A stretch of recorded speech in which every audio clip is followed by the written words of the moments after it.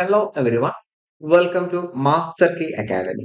ഇന്ന് നമ്മൾ ഡിസ്കസ് ചെയ്യാൻ പോകുന്നത് സ്കിന്നറിനെ കുറിച്ചാണ്. ബിഹേവിയറിസ്റ്റുകളിൽപ്പെട്ട സ്കിന്നറിനെ കുറിച്ചാണ്. സോ ഞാൻ ആ ഒരു പരീക്ഷണത്തിന്റെ പിക്ചർ ഒന്നും ഇവിടെ ആഡ് ചെയ്തിട്ടില്ല. ഞാൻ എന്ത് ചെയ്യാം, അത് ജസ്റ്റ് ഒന്ന് പറയാം കേട്ടോ. അത് ജസ്റ്റ് ഒന്ന് പറയാം. ഇപ്പോൾ ബിഹേവിയറിസ്റ്റ് ആയിട്ടുള്ള BF സ്കിന്നർ മുന്നോട്ട് വെച്ച തിയറി ഓപ്പറന്റ് കണ്ടീഷനിങ് ആണ്. ക്ലാസിക്കൽ കണ്ടീഷനിങ് ആരുടേതാണ്? നമ്മൾ കഴിഞ്ഞ ക്ലാസ്സിൽ പഠിച്ചു, പാവ്ലോവിൻ്റെതാണ്. ഓപ്പറന്റ് കണ്ടീഷനിങ് ആരുടേതാണ്? സ്കിന്നറിൻ്റെതാണ് കേട്ടോ. Operant conditioning.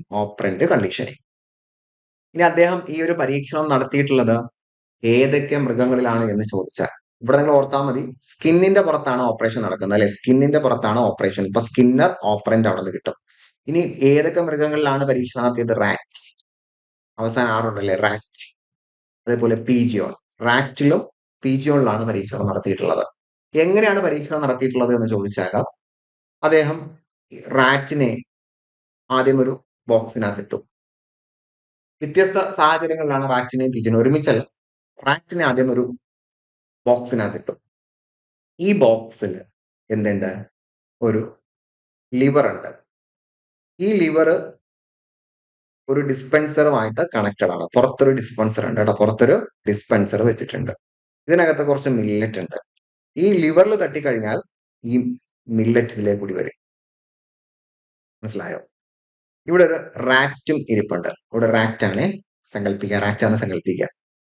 അപ്പൊ ഈ റാറ്റ് ഇങ്ങനെ ഓടി നടക്കുന്നു, ഈ ലിവറിൽ തട്ടുന്നു.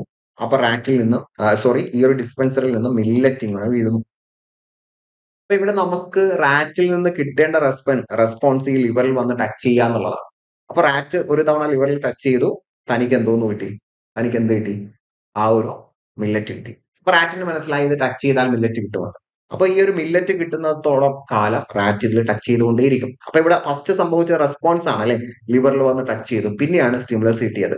അപ്പൊ റാറ്റിന് മനസ്സിലായി ഞാൻ ചെയ്താൽ എനിക്ക് സ്റ്റിമുലസ് കിട്ടും. അപ്പൊ നമ്മൾ കഴിഞ്ഞ ക്ലാസ്സിലെല്ലാം സ്റ്റിമുലസ് റെസ്പോൺസ് ആണ് പറഞ്ഞതെങ്കിൽ ഇവിടെ റെസ്പോൺസ് സ്റ്റിമുലസ്. ആദ്യം റെസ്പോൺസ് ഉണ്ടായി, അതിന് പറ്റുന്ന സ്റ്റിമുലസ് കിട്ടിക്കൊണ്ടേയിരുന്നു. ഓക്കെ, ഇതിനെയാണ് അദ്ദേഹം ഓപ്പറന്റ് കണ്ടീഷനിങ് എന്ന് പറഞ്ഞത്. നമുക്ക് ആവശ്യമായ ഒരു റെസ്പോൺസ് ഉണ്ടാക്കിയെടുക്കണമെങ്കിൽ ആ റെസ്പോൺസ് കിട്ടാൻ കാരണമായ സ്റ്റിമുലസ് ഇങ്ങനെ കൊടുത്തുകൊണ്ടിരുന്നാൽ മതി. അപ്പോൾ ഒരു നിശ്ചിത റെസ്പോൺസ് സ്ട്രെങ്തൻ ചെയ്യാൻ നമ്മൾ റിപ്പീറ്റഡ് ആയിട്ട് കൊടുക്കുന്ന സ്റ്റിമുലസിന് അദ്ദേഹം റീഇൻഫോഴ്സ്മെന്റ് അഥവാ പ്രബലനം എന്ന പേരിൽ വിളിച്ചു. മനസ്സിലായോ? അപ്പൊ റീഇൻഫോഴ്സ്മെന്റ് എന്നത് ആരുടേതാണ് എന്ന് ചോദിച്ചാൽ അതും നമ്മുടെ സ്കിന്നറിൻ്റെതാണ്. ക്ലിയർ? സോ നമുക്ക് നേരെ പോകാം ഓപ്പറന്റ് കണ്ടീഷനിലേക്ക്. Skinner explained learning as a process where behaviour is shaped by its consequence. അദ്ദേഹം പറയാണ്, ഒരു വ്യക്തിയുടെ സ്വഭാവം രൂപീകരിക്കപ്പെടുന്നത് അതിന്റെ പ്രത്യാഘാതങ്ങളിലൂടെയാണ്. ഒരു വ്യക്തിയുടെ സ്വഭാവം രൂപീകരിക്കപ്പെടുന്നത് അതിന്റെ പ്രത്യാഘാതങ്ങളിലൂടെയാണ് എന്ന് അദ്ദേഹം പറയുന്നുണ്ട്. അദ്ദേഹം പറയുന്നു, നമുക്ക് നല്ല സ്വഭാവം ഉണ്ടാകണമെങ്കിൽ റീഇൻഫോഴ്സ്മെന്റ് കൊടുത്താൽ മതി, ഒരു നിശ്ചിത സ്റ്റിമുലസ് കൊടുത്താൽ മതി. അതുപോലെ തന്നെ പറയാണ്, ഒരു സ്വഭാവം വീക്കൻ ചെയ്യണമെങ്കിൽ എന്ത് ചെയ്യണം? പണിഷ്മെന്റ് അങ്ങനെ പ്രോത്സാഹിപ്പിക്കുന്ന സാധനമല്ല. അപ്പൊ റീഇൻഫോഴ്സ്മെന്റും പണിഷ്മെന്റും രണ്ടാണ് എന്ന് മനസ്സിലാക്കാൻ ഞാൻ അതിലേക്ക് വരാം. ഓക്കെ, അപ്പൊ അദ്ദേഹം പരീക്ഷണം നടത്തിയിട്ടുള്ളത് സ്കിന്നർ ബോക്സിലാണ്. റാറ്റും പീജിയോണും ഉപയോഗിച്ചാണ് അദ്ദേഹം ആ ഒരു പരീക്ഷണം നടത്തിയിട്ടുള്ളത്. ഇനി അവിടെ പണിഷ്മെന്റിനെ കുറിച്ച് പറഞ്ഞല്ലോ. പണിഷ്മെന്റ് എങ്ങനെയാണ് കൊടുത്തതെന്ന് പറഞ്ഞാൽ, സെയിം ബോക്സ്, ഇവിടെ ലിവർ ഉണ്ട്, ഈ ലിവറിൽ ടച്ച് ചെയ്താൽ ഷോക്ക് അടിക്കും. അപ്പൊ ഈ ലിവറിൽ ടച്ച് ചെയ്യാതിരിക്കണം എന്നുള്ളതാണ് കിട്ടേണ്ടത് അല്ലെ. അപ്പൊ ഇവിടെ റാറ്റ് ഇങ്ങനെ ഓടി നടന്നു, ലിവറിൽ വന്ന് തട്ടു, ഷോക്ക് അടിച്ചു. അപ്പൊ റാറ്റിന് മനസ്സിലായി ഇതിൽ തട്ടിയാൽ എനിക്ക് ഷോക്ക് അടിക്കും, അപ്പൊ പിന്നെ ലിവറിൽ തട്ടില്ല. അത് പണിഷ്മെന്റ് ആണ്. ഓക്കെ, അപ്പൊ നമുക്ക് നോക്കാം എന്തൊക്കെയാണ് ഇവിടുത്തെ വ്യത്യാസം എന്നുള്ളത്. ഞാൻ വളരെ സിമ്പിൾ ആയിട്ട് നിങ്ങൾക്ക് മനസ്സിലാക്കുന്ന രീതിയിൽ പറയാൻ ശ്രമിക്കുകയാണ്. അപ്പൊ ഓപ്പറന്റ് കണ്ടീഷനിങ് വോളണ്ടറി ബിഹേവിയറുമായിട്ട് ബന്ധപ്പെട്ടതാണ്. ക്ലാസിക്കൽ കണ്ടീഷനിങ് ഏതുമായിട്ട് ബന്ധപ്പെട്ടതാണ്? ഇൻവോളണ്ടറി ബിഹേവിയർ അല്ലെ. സലൈവ ഉണ്ടാവുക നമുക്ക് നിയന്ത്രിക്കാൻ പറ്റുന്ന കാര്യമല്ല, അത് ഇൻവോളണ്ടറി ആണ്. എന്നാൽ ആ ലിവറിൽ ചെന്ന് ടച്ച് ചെയ്യുക എന്നുള്ളത് നമ്മുടെ നിയന്ത്രണത്തിലുള്ള കാര്യമാണ്, അത് വോളണ്ടറി ആണ്. മനസ്സിലായോ? അപ്പൊ ഓപ്പറന്റ് കണ്ടീഷനിങ് ഏത് ബിഹേവിയറുമായിട്ട് അല്ലെങ്കിൽ ഏത് റെസ്പോൺസുമായിട്ട് ബന്ധപ്പെട്ട് നിൽക്കുന്നു എന്ന് ചോദിച്ചാൽ വോളണ്ടറി റെസ്പോൺസ് അല്ലെങ്കിൽ ബിഹേവിയർ. ഓക്കെ, അപ്പൊ ഇവിടെ റീഇൻഫോഴ്സ്മെന്റ് എന്ന പ്രയോഗം അദ്ദേഹം പറയുന്നുണ്ട്. കൃത്യമായിട്ട് പഠിക്കുക. ഒരു ഡിസൈറബിൾ ബിഹേവിയർ ഇൻക്രീസ് ചെയ്യുന്നതിന് വേണ്ടിയാണ് നമ്മൾ എന്ത് കൊടുക്കുന്നത്? റീഇൻഫോഴ്സ്മെന്റ് കൊടുക്കുന്നത്. അപ്പൊ ഒരു സ്വഭാവം ശക്തിപ്പെടുത്തണമെന്ന് നമ്മൾ ആഗ്രഹിക്കണമെങ്കിൽ ആ സ്വഭാവം നല്ലതായിരിക്കണ്ടേ. അപ്പൊ ഒരു ബിഹേവിയർ ശക്തിപ്പെടുത്താൻ വേണ്ടിയാണ് നമ്മൾ എന്ത് കൊടുക്കുക, റീഇൻഫോഴ്സ്മെന്റ് കൊടുക്കുക. കുട്ടി നന്നായിട്ട് പഠിക്കുക, അത് ഡിസൈറബിൾ ബിഹേവിയർ അല്ലേ. അപ്പൊ കുട്ടി നന്നായിട്ട് പഠിക്കുന്നതിന് വേണ്ടി നമ്മൾ എന്ത് ചെയ്യും, സമ്മാനം കൊടുക്കും, അത് റീഇൻഫോഴ്സ്മെന്റ് ആണ്. ഇനി പണിഷ്മെന്റ് നമ്മൾ കൊടുക്കുന്നത് ഒരു മോശം സ്വഭാവം ഒഴിവാക്കുന്നതിന് വേണ്ടിയാണ്. കുട്ടി ക്ലാസ്സിൽ വൈകി വരിക എന്നുള്ളത് മോശം സ്വഭാവമല്ലേ, അത് ഒഴിവാക്കാൻ നമ്മൾ പണിഷ്മെന്റ് കൊടുക്കുന്നു, പുറത്തു നിർത്തുന്നു, ഫൈൻ അടിക്കുന്നു, ഇതൊക്കെയാണ്, അത് പണിഷ്മെന്റ് ആണ്. അപ്പോൾ ഓർത്തിരിക്കേണ്ട ഒരു പോയിന്റ്, റീഇൻഫോഴ്സ്മെന്റ് നമ്മൾ കൊടുക്കുന്നത് ഒരു നല്ല സ്വഭാവം വർദ്ധിപ്പിക്കുന്നതിന് വേണ്ടി നമ്മൾ കൊടുക്കുന്ന സ്റ്റിമുലസ് ആണ് റീഇൻഫോഴ്സ്മെന്റ്. ഒരു മോശം സ്വഭാവം കുറയ്ക്കുന്നതിന് വേണ്ടി നമ്മൾ കൊടുക്കുന്നത് പണിഷ്മെന്റ് ആണ്. അപ്പൊ രണ്ടും രണ്ടല്ലേ, സ്റ്റിമുലസും പണിഷ്മെന്റും രണ്ടും രണ്ടാണ്. ഇനി ഈ സ്റ്റിമുലസും പണിഷ്മെന്റും തന്നെ രണ്ട് തരത്തിലുണ്ട്. ഇവിടെ നിങ്ങൾ കൃത്യമായിട്ടും ഓർക്കുക, ഞാനത് എടുത്തെടുത്ത് പറയുന്നത് പല ആളുകൾക്കും കൺഫ്യൂഷൻ ഉണ്ടാകുന്ന ഒരു സാധനം. ഞാൻ ജസ്റ്റ് അതൊന്ന് വരച്ച് കാണിച്ചു തരാം. ഇത് പോസിറ്റീവ്, ഇത് നെഗറ്റീവ്. റീഇൻഫോഴ്സ്മെന്റ് പണിഷ്മെന്റും പോസിറ്റീവും ഉണ്ട്, നെഗറ്റീവും ഉണ്ട്. പി എന്നുള്ളത് റീഇൻഫോഴ്സ്മെന്റ് ആർ എന്ന് എഴുതുകയാണ് കേട്ടോ, ആർ എന്ന് എഴുതുകയാണ്. പണിഷ്മെന്റ് ഞാൻ പി എന്ന് എഴുതുകയാണ്. അപ്പൊ റീഇൻഫോഴ്സ്മെന്റും പണിഷ്മെന്റും തമ്മിലുള്ള വ്യത്യാസം നമുക്കറിയാം. റീഇൻഫോഴ്സ്മെന്റിൽ നമുക്ക് എന്ത് ചെയ്യണം, ഇൻക്രീസ് ചെയ്യണം അല്ലെ. എന്ത് ഇൻക്രീസ് ചെയ്യണം, ബിഹേവിയർ ഇൻക്രീസ് ചെയ്യണം. അത് കോമൺ ആയിട്ട് നെഗറ്റീവ് റീഇൻഫോഴ്സ്മെന്റ് ആകട്ടെ പോസിറ്റീവ് റീഇൻഫോഴ്സ്മെന്റ് ആകട്ടെ, നമുക്ക് വേണ്ടത് എന്താ, നല്ല സ്വഭാവം വർദ്ധിക്കുക എന്നുള്ളതാണ്. അവിടെ നെഗറ്റീവ് പോസിറ്റീവ് റീഇൻഫോഴ്സ്മെന്റ് എന്ന വ്യത്യാസമേ ഇല്ല. അപ്പൊ രണ്ട് സ്ഥലത്ത് ഞാൻ കോമൺ ആയിട്ട് എഴുതുകയാണ്, ഇൻക്രീസ് ബിഹേവിയർ. പണിഷ്മെന്റ് ആണെങ്കിലോ ഡിക്രീസ് ബിഹേവിയർ. അപ്പൊ പോസിറ്റീവ് റീഇൻഫോഴ്സ്മെന്റ് ആകട്ടെ നെഗറ്റീവ് റീഇൻഫോഴ്സ്മെന്റ് ആകട്ടെ, നമുക്ക് വേണ്ടത് നല്ല സ്വഭാവം വർദ്ധിപ്പിക്കുക. പോസിറ്റീവ് പണിഷ്മെന്റ് ആകട്ടെ നെഗറ്റീവ് പണിഷ്മെന്റ് ആകട്ടെ, നമുക്ക് വേണ്ടത് മോശം സ്വഭാവം ഒഴിവാക്കുക. അപ്പൊ ആദ്യം നിങ്ങൾ മനസ്സിലാക്കേണ്ടതാണ്, ഇത് ചോദ്യങ്ങളൊക്കെ വരുന്ന സമയത്ത് ഓപ്ഷനിൽ positive reinforcement, positive punishment, negative reinforcement, negative punishment, ഇങ്ങനെ ആയിരിക്കും ഉണ്ടാവുക. അപ്പൊ നിങ്ങൾ ആദ്യം ചിന്തിക്കേണ്ടത്, തന്നിരിക്കുന്ന ചോദ്യത്തിൽ പറഞ്ഞിട്ടുള്ളത് റീഇൻഫോഴ്സ്മെന്റിന്റെ ഉദാഹരണമാണോ പണിഷ്മെന്റിന്റെ ഉദാഹരണമാണോ എന്ന് കണ്ടെത്തുക.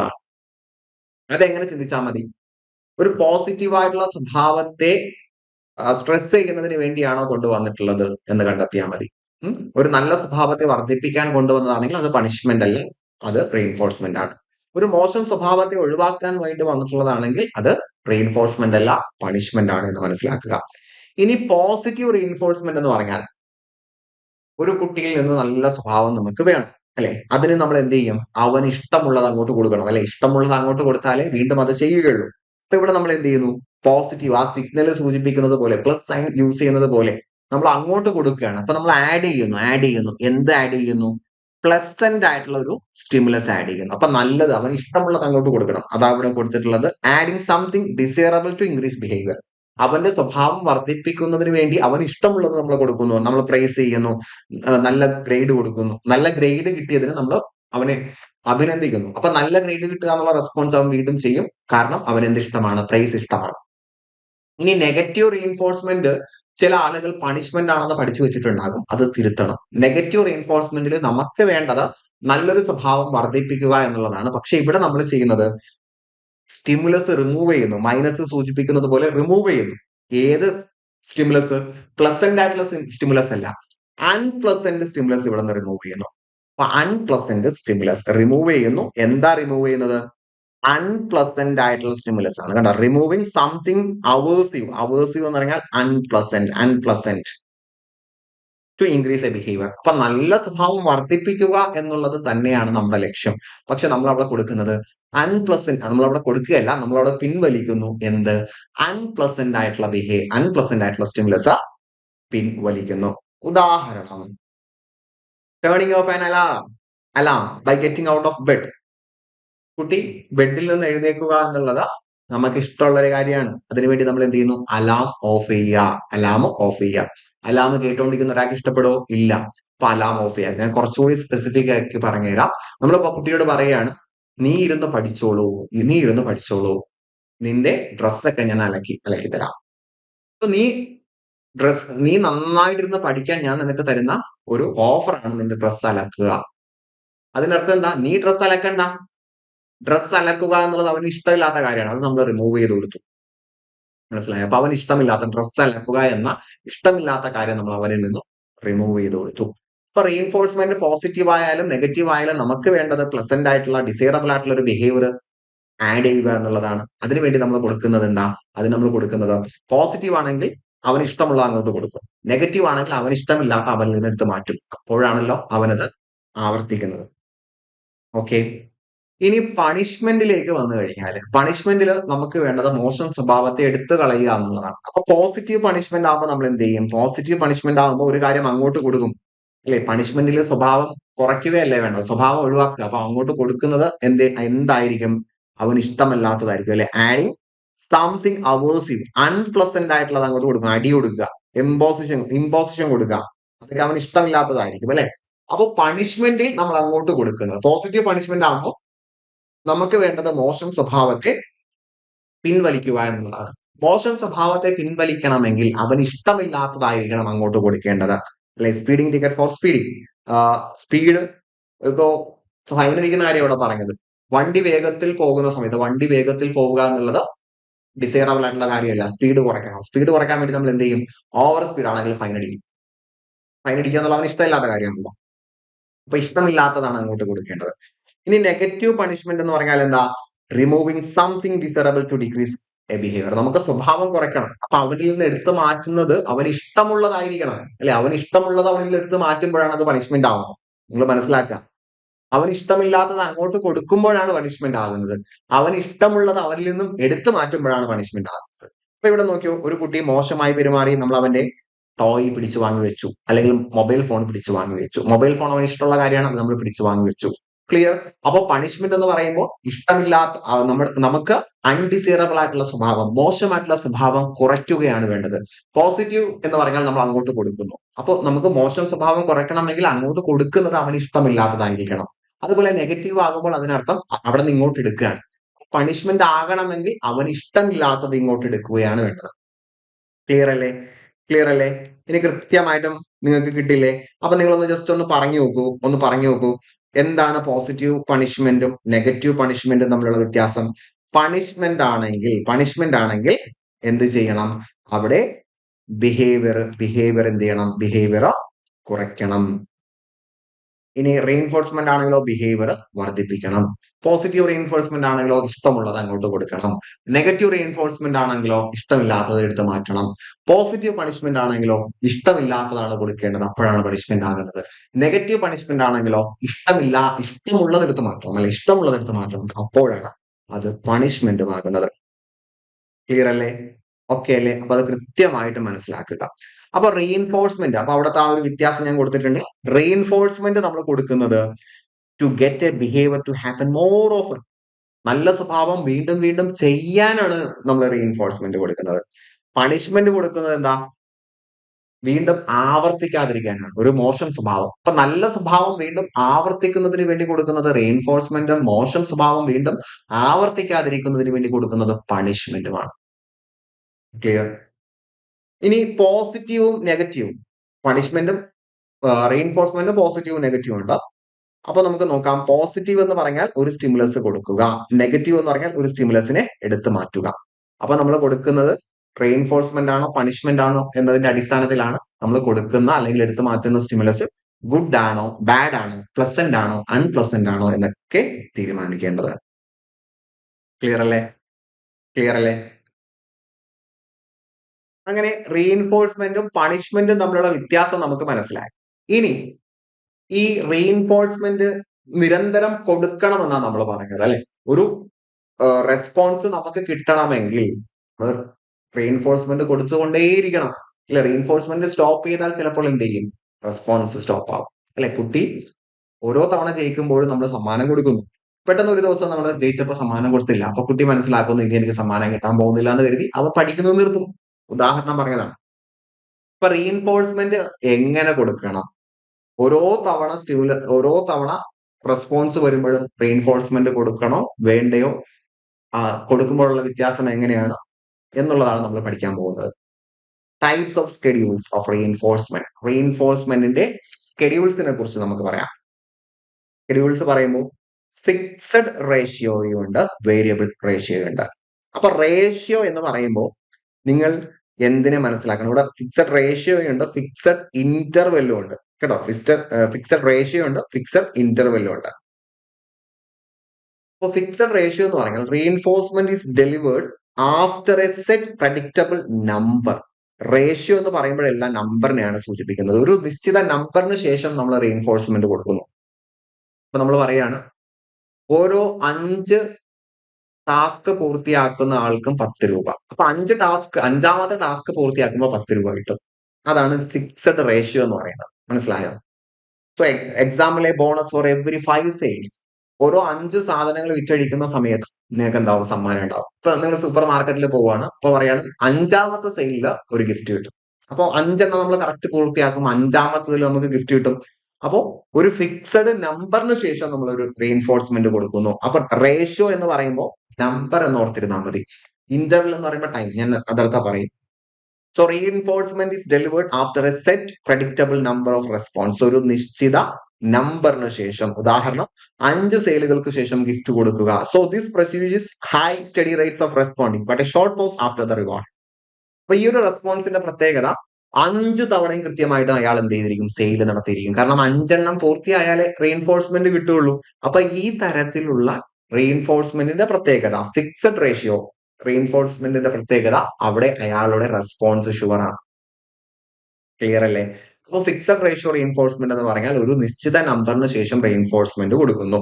അപ്പൊ 5 ലെസൺ പഠിച്ചു കഴിഞ്ഞാൽ ഒരു പേന തരും. അപ്പൊ 5 ലെസൺ കുട്ടി കൃത്യമായിട്ടും പഠിച്ചിരിക്കും. അതുകൊണ്ട് നമുക്ക് ഹൈ റെസ്പോൺസ് നമുക്ക് എക്സ്പെക്ട് ചെയ്യാം. പക്ഷേ ഗിഫ്റ്റ് കിട്ടി കഴിഞ്ഞാൽ ചിലപ്പോൾ ആളൊന്ന് പതുങ്ങും അല്ലെ. 5 പൂർത്തിയായി, ഇനി ഞാൻ എന്ത് ചെയ്യേണ്ട ആവശ്യമില്ല എന്ന് കരുതും. ഇനി അടുത്തത് വേരിയബിൾ റേഷ്യോ. അപ്പൊ ഇവിടെ കൃത്യമായിട്ട് നമ്മൾ സെറ്റ് ചെയ്തിട്ടുണ്ട് അല്ലെ, ഫിക്സഡ് ആണ്, നമ്പർ ഫിക്സഡ് ആണ്. ഇവിടെ അങ്ങനെയല്ല. Reinforcement occurs after an unpredictable changing number of response. ഇത് വളരെ റാൻഡം ആയിട്ടാണ്, എപ്പോഴാണ് നമുക്ക് പറയാൻ പറ്റില്ല. ഒരു റാൻഡം നമ്പർ കഴിയുമ്പോൾ ഗിഫ്റ്റ് കിട്ടും. These produce the highest, most steady rates of response. It is most resistant to extinction. അപ്പൊ ഇവിടെ നമ്മൾ പറഞ്ഞു ഫിക്സഡ് റേഷ്യോ ആണെങ്കിൽ ആ ഒരു റേഷ്യോ കഴിഞ്ഞാൽ പിന്നെ ചെയ്യില്ല. നീ 5 സെയിൽ നടത്തി കഴിയാൻ നമുക്ക് സമ്മാനം തരും എന്ന് പറഞ്ഞാൽ 5ാമത്തെ സെയിൽ കഴിഞ്ഞു, സമ്മാനം കിട്ടുന്നു, പിന്നെ ആൾ നിർത്തും. ഇവിടെ അങ്ങനെ കൃത്യം നമ്പർ പറഞ്ഞിട്ടില്ലാത്തത് കൊണ്ട് തന്നെ ആൾക്കറിയില്ല, അല്ലെങ്കിൽ കുട്ടിക്ക് അറിയില്ല എനിക്ക് എപ്പോഴാണ് ഗിഫ്റ്റ് കിട്ടാൻ പോകുന്നത്. അതുകൊണ്ട് ആള് ഇങ്ങനെ ചെയ്തുകൊണ്ടേയിരിക്കും, വീണ്ടും കണ്ടിന്യൂ ചെയ്തുകൊണ്ടേയിരിക്കും. അല്ല, ചിലപ്പോൾ ബിരിയാണി കിട്ടിയാലോ എന്ന് കരുതി കണ്ടിന്യൂ ചെയ്തുകൊണ്ടേയിരിക്കും. ഓക്കെ അല്ലേ? ഇതിന് അടുത്തത് ഫിക്സഡ് ഇന്റർവെൽ ആണ്. ഫിക്സഡ് ഇന്റർവെൽ എന്ന് പറയുമ്പോൾ ടൈം എന്നാ ഓർക്കേണ്ടത്. ടൈം, എണ്ണമല്ല, time. Reinforcement is delivered for the first response after a set predictable amount of time has passed.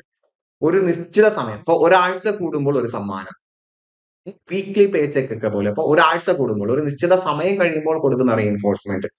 This produces scallop pattern with higher response near the end of the interval. അപ്പൊ ഇതും ഒരു നിശ്ചിത ഇന്റർവെല്ലിൽ, ഇപ്പൊ എല്ലാ വെള്ളിയാഴ്ചയിലും ക്ലാസ്സിന് വരുന്ന ആൾക്ക് പ്രത്യേകിച്ച് ഗിഫ്റ്റ് ഉണ്ടെന്ന് പറയുമ്പോൾ ആ ദിവസം ആള് കറക്റ്റ് ആയിട്ട് വരും അല്ലെ. ആ ദിവസം, ആ നിശ്ചിത സമയത്ത് കറക്റ്റ് ആയിട്ടുള്ള ഒരു റെസ്പോൺസ് നമുക്ക് കിട്ടും. ദെൻ അടുത്തത് വേരിയബിൾ ഇന്റർവെൽ. വേരിയബിൾ ഇന്റർവെൽ എന്ന് പറയുമ്പോൾ അങ്ങനെ പ്രത്യേകിച്ച് സമയമൊന്നുമില്ല. Reinforcement is provided after an unpredictable changing amount of time. എപ്പോ വേണമെങ്കിലും എന്ത് ചെയ്യാം? ഗിഫ്റ്റ് കിട്ടാം. അപ്പൊ ഇവിടെ എപ്പോഴാണ് കിട്ടുന്നതെന്ന് അറിയാത്തത് കൊണ്ട് ആൾക്ക് വലിയ റെസ്പോൺസ് ഉണ്ടാവില്ല. അപ്പോൾ ഫിക്സഡ് റേഷ്യോ ആകുമ്പോൾ ഒരു ഫിക്സഡ് നമ്പറിന് ശേഷം റീഇൻഫോഴ്സ്മെന്റ് കൊടുക്കുന്നു. അവിടെ നമുക്ക് ആ ഒരു ഫിക്സഡ് നമ്പർ വരെ നമുക്ക് കൃത്യമായിട്ട് എന്തുണ്ടാകും? ഒരു റെസ്പോൺസ് ഉണ്ടാകും. അത് കഴിഞ്ഞിട്ട് അത് നഷ്ടമാകും. ഇനി വേരിയബിൾ റേഷ്യോ ആകുമ്പോൾ ഒരു നിശ്ചിത നമ്പർ എന്നില്ല, ഏതോ ഒരു നമ്പർ കഴിയുമ്പോൾ ആൾക്ക് ഗിഫ്റ്റ് കിട്ടും. അപ്പൊ അത് കൃത്യമായിട്ട് അറിയാത്തത് കൊണ്ട് ആൾ വീണ്ടും പ്രവർത്തിച്ചുകൊണ്ടേയിരിക്കും. ഫിക്സഡ് ഇന്റർവൽ എന്ന് പറയുമ്പോൾ നിശ്ചിത സമയത്തിന് ശേഷം റീഇൻഫോഴ്സ്മെന്റ് കിട്ടും. അപ്പൊ അവിടെ നിശ്ചിത സമയം, ആ ഒരു നിശ്ചിത സമയമാകും, അവിടെ എണ്ണം വേണ്ട. ഫിക്സഡ് നമ്പർ ആകുമ്പോൾ 1, 2, 3, 4, 5 കംപ്ലീറ്റ് ആക്കണം. ഇത് ഒരാഴ്ച എന്ന് പറയുമ്പോൾ ഈ ഒരാഴ്ചയും അയാൾക്ക് പോകേണ്ട ആവശ്യമില്ല. ആഴ്ചയുടെ അവസാനം മാത്രം പോയാൽ ആൾക്ക് ഗിഫ്റ്റ് കിട്ടും. അപ്പൊ ആഴ്ചയുടെ അവസാനത്തിൽ അയാൾക്ക് ഉണ്ടാകുന്ന അയാളിൽ നിന്നുണ്ടാകുന്ന റെസ്പോൺസ് ഹൈ ആയിരിക്കും. വേരിയബിൾ ഇന്റർവൽ എന്ന് പറയുമ്പോൾ അങ്ങനെ പ്രത്യേകിച്ചൊന്നുമില്ല, എപ്പോഴെങ്കിലൊക്കെ കിട്ടാം അല്ലെ, എപ്പോഴെങ്കിലൊക്കെ അല്ലേ കിട്ടുന്നത്. അതിപ്പോ പോട്ടെ എന്ന് അയാൾ വെക്കും. അപ്പൊ ഇതിൽ സ്ലോ ആണ്. അപ്പൊ ഇതിൽ ഏറ്റവും slow steady rate of responding വരുന്നത് ഇവിടെയാണ്, സ്ലോ ഇവിടെയാണ്. ഏറ്റവും ഹൈ വരുന്നത് വേരിയബിൾ റേഷ്യോയിലാണ്. കാരണം എപ്പോഴാണ് ഗിഫ്റ്റ് കിട്ടുന്നതൊക്കെ പറയാൻ പറ്റില്ലല്ലോ. ഏതൊക്കെ എണ്ണത്തിൽ കിട്ടും എന്നതൊക്കെ പറയാൻ പറ്റില്ല.